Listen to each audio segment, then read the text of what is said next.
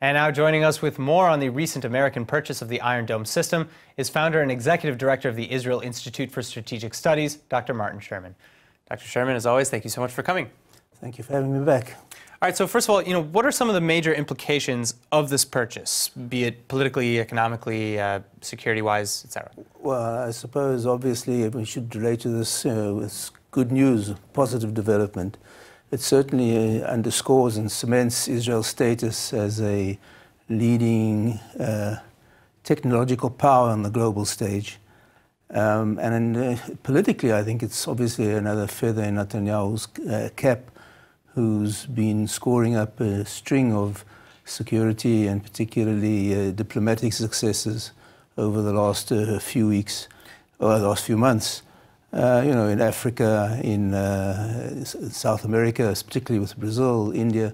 So this is another feather in his cap, and probably, something that's going to help him along the way in the elections.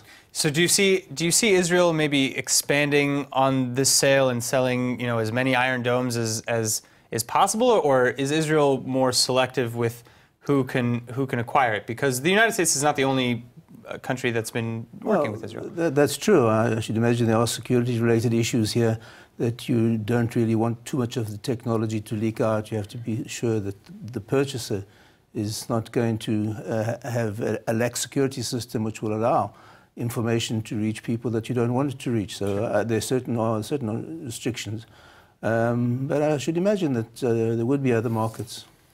So, okay, now, speaking again of, the United States' plans for the Iron Dome system, as they stated, they said they want to test it offensively and defensively in the field and really expand on it. Of course, they also said that they're testing with other defense systems as well. But with the Iron Dome, does this say anything about maybe backtracking on the Syria withdrawal? Well, it's difficult to say at this moment. The only thing we know about Trump is that you should expect the unexpected. But just going back to what we were talking about before, you talked about political implications.